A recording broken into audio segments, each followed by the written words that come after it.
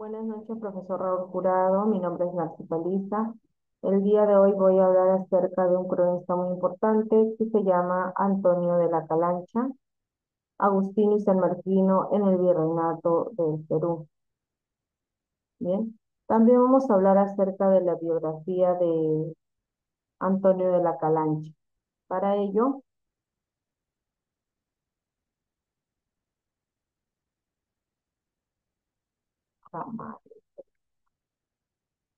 ¿cómo acaba?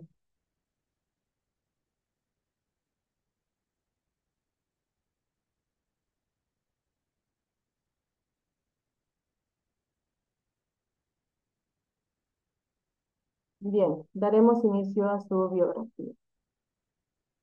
Fray Antonio de la Calancha nació en el Virreinato del Perú el año 1584 en la ciudad de La Plata, Chuquisaca o Sucre, incluso Charcas, altiplano andino, hoy territorio del estado de Bolivia, ciudad que desde muy pronto comenzó a sobresalir por la creación de la diócesis de Charcas y la Real Audiencia de Charcas, dos instituciones fundamentales en la colonización del Alto Perú. También se dice que fue hijo de padres andaluces, el capitán Francisco de la Calancha y Ana de los Ríos y Montenegro. Él mismo dejará constancia en varias ocasiones del amor a su tierra de nacencia y a su condición étnica de criollo, que tan importante papel tuvieron estos en la consolidación del trasvase o mestizaje racial, mental, religioso, cultural y artístico. Y esto fue el encuentro de los dos mundos. De adolescente ingresó en el convento agustino de Nuestra Señora de Gracia, de su ciudad natal, residencia del arzobispado de Charcas, una de las ciudades más importantes durante el periodo colonial español. En la actualidad, a la República de Bolivia. Profesor del convento limeño de la Encarnación en 1611. Se considera, en cuanto a Antonio de la Calancha, una crónica muy importante que es precisamente crónica moralizada del Orden de San Agustín en el Perú. Vamos a hablar y enfocarnos un poco más en esta crónica, de lo que menciona, de lo que se habla. La obra, para empezar, se divide en dos tomos, publicados en 1638 y 1653, respectivamente. En ella, Calancha narra la historia de la Orden de San Agustín en el Perú desde la conquista española hasta la época en que él escribió la crónica. La obra incluye información sobre la fundación de la orden en el Perú, la construcción de iglesias y monasterios, la evangelización de los indígenas y la participación de la orden en la política y la sociedad del Perú colonial desde entonces. Antonio de la Calancha inicia su obra, ¿no?, con una introducción en la que plasma, eh, denunciando la incuria institucional en este sentido y dejando el mensaje, cuyo mensaje sería el siguiente: oh religiosos de mi orden, que parece que hacemos cuarto voto de descuido, dejando sin registro mil glorias pasadas y sin archivo millares en honras futuras, que el otro en Roma nos pintó mirando al ratón que nos roía la cinta dejándosela roer, ya nos pudieran pintar hechos ratones que se la ayudamos a gastar. Sobran grandezas de la religión y faltan memorias de los religiosos. Aquí lo que Calancha nos trata o nos, bueno, nos quiere decir que estaba preocupado por la falta de registro y preservación de la historia de la Orden de San Agustín en el Perú. En ese momento la orden había estado presente en el Perú y durante más de un siglo, y Calancha creía que era importante documentar y preservar la historia de la orden para que no se pierda con el tiempo, ¿no? Es decir, archivar. Calancha también estaba motivado por la necesidad de defender la reputación de la orden y sus miembros. En ese momento, la Orden de San Agustín estaba enfrentando críticas y ataques de parte de otros grupos religiosos, y Calancha creía que la documentación y preservación de la historia podría ayudar a defender su reputación y a demostrar su importancia en la historia del Perú.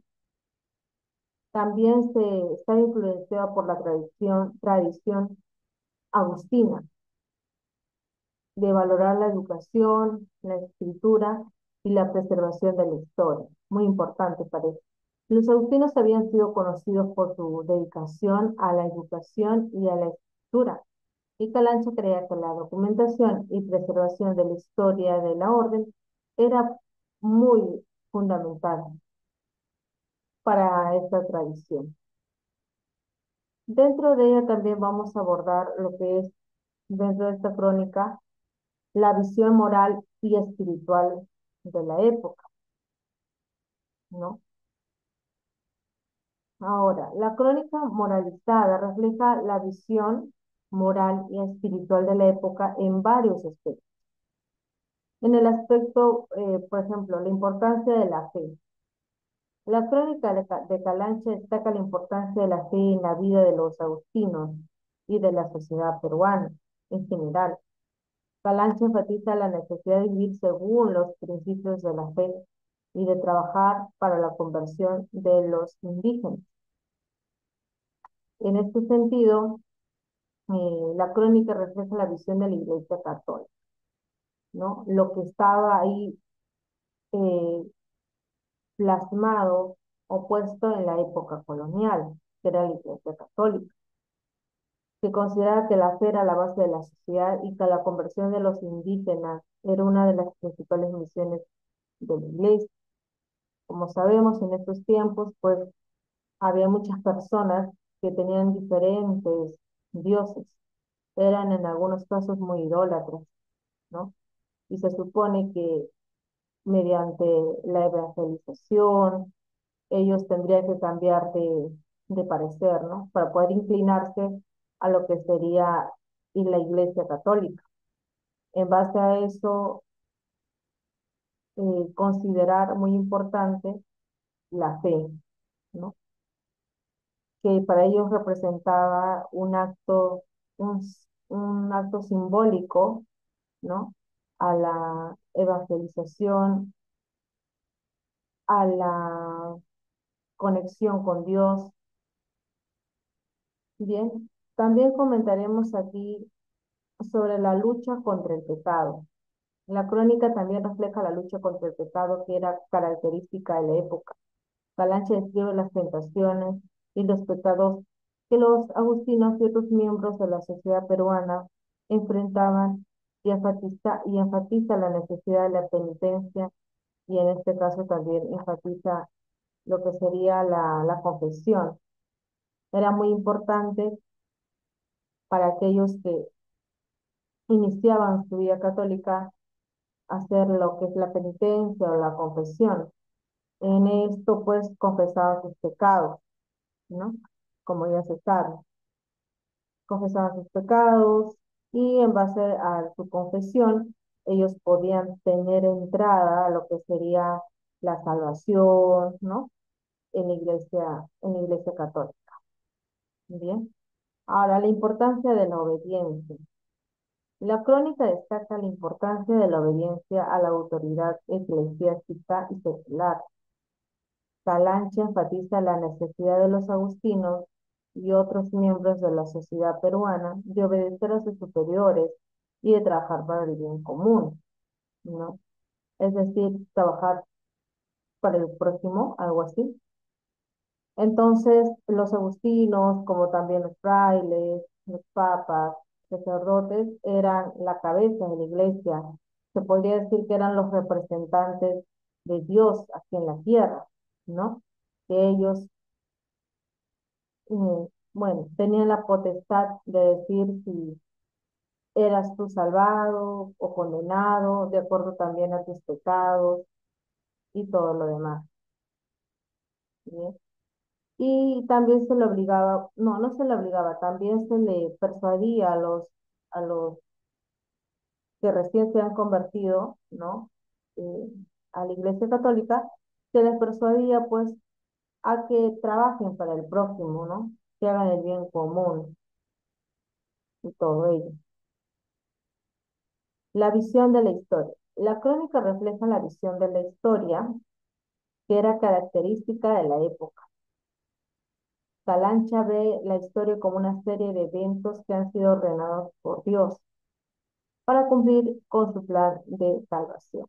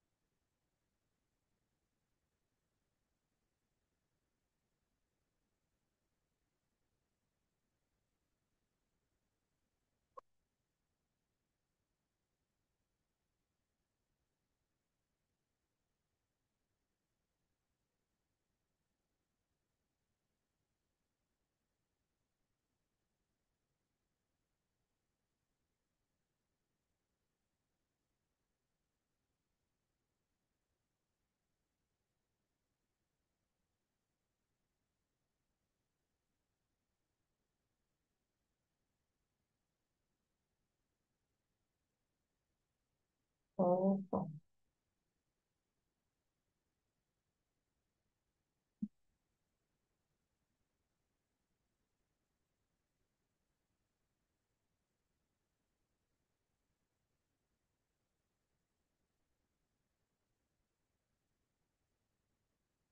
Ojo, ojo,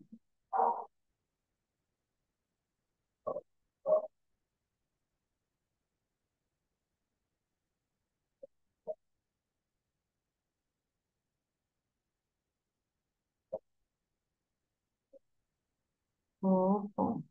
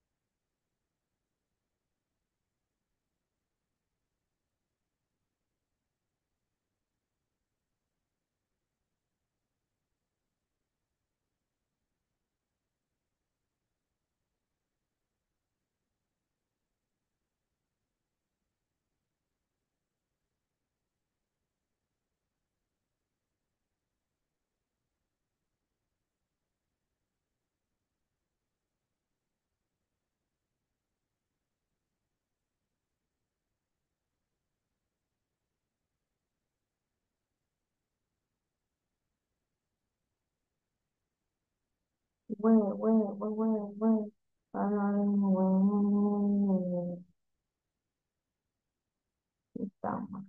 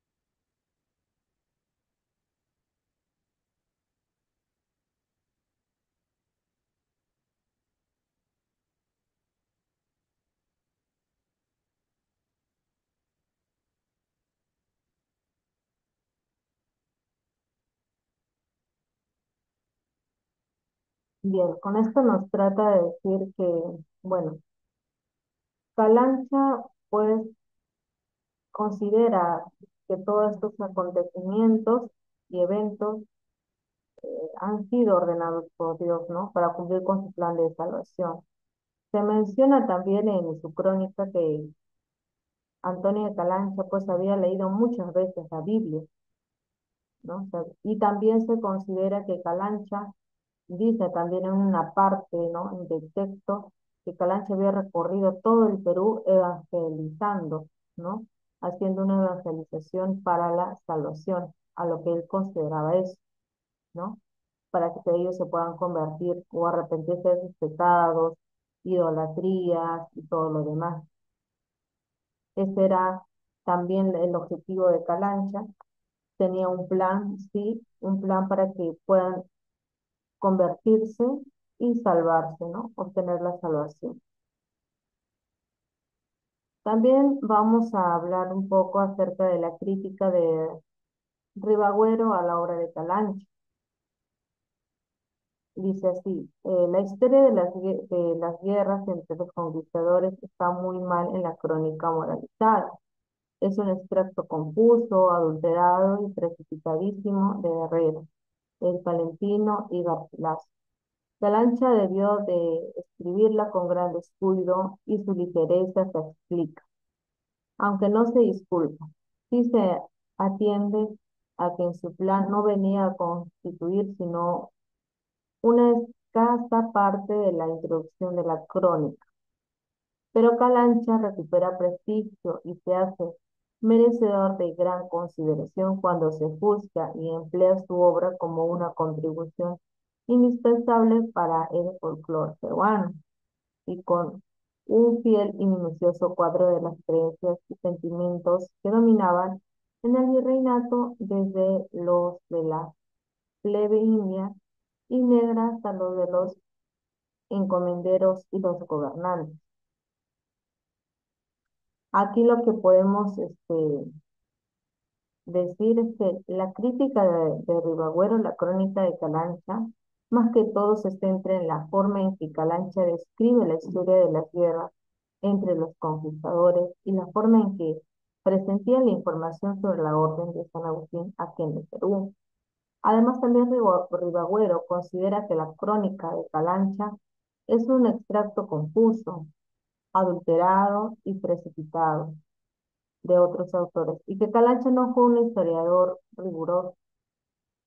Esto sugiere que Ribagüero considera que la crónica de Calancha no es una fuente confiable para entender en sí la historia del Perú en la época colonial. Sin embargo, Ribagüero también reconoce que esta crónica, ¿no? de Calancha es una fuente valiosa para entender la cultura peruana en la época colonial.